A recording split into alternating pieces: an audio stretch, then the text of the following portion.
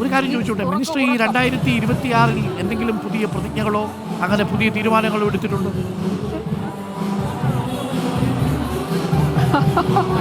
ഉറപ്പായിട്ടുണ്ട്. അതായത് ഞാൻ പലപ്പോഴും നമ്മൾ ഉച്ചയ്ക്ക് ഭക്ഷണം കഴിച്ചില്ലെങ്കിലും ബ്രേക്ക്ഫാസ്റ്റ് കഴിച്ചില്ലെങ്കിലും ചായ കോഫിയാണ് ഏറ്റവും കൂടുതൽ. അത് പക്ഷേ ഏറ്റവും തെറ്റായിട്ടുള്ള കാര്യമാണ്. അപ്പോൾ അത്രയും പഞ്ചസാര, പാല് ഇതെല്ലാം നമ്മൾ കഴിച്ചുകൊണ്ടിരിക്കുകയാണല്ലോ. അപ്പോൾ ഞാൻ പലപ്പോഴും ഈ ഷുഗർ നിർത്താൻ ശ്രമിച്ചിട്ടുണ്ട്. ഒരു 2-3 മാസമൊക്കെ പഞ്ചസാര പൂർണ്ണമായിട്ട് ഒഴിവാക്കും. പക്ഷെ പിന്നെ സ്വയം തോന്നും എനിക്ക് ക്ഷീണമാണല്ലോ, ക്ഷീണം തോന്നും. പഞ്ചസാര ഉപയോഗിക്കാത്തത് കൊണ്ടാണ് വീണ്ടും പഞ്ചസാര ഉപയോഗിക്കാൻ തുടങ്ങും. അപ്പം ഞാൻ ഈ 2026 പഞ്ചസാരയുടെ ഉപയോഗം അത് കുറയ്ക്കാം, അല്ലെന്ന് വെച്ചാൽ ഒഴിവാക്കാം എന്നുള്ളതാണ്.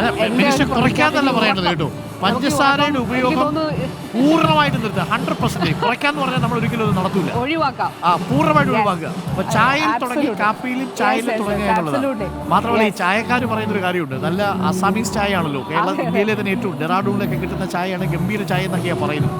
ഇത് നമ്മുടെ ചായ നല്ലതാ. ആ ബ്ലാക്ക് ടീ മധുരമിടാതെ കുടിച്ചു തുടങ്ങിയാൽ നമ്മൾ അതിൻ്റെ അഡിക്റ്റ് ആവും എന്നുള്ളതാണ്. അഡിക്റ്റ് ആവുന്നത് ശരിയല്ലെങ്കിൽ പോലും. അപ്പം മിനിസ്ട്രിക്കും ഒരു നല്ല പുതുവർഷം ആശംസിക്കുന്നു.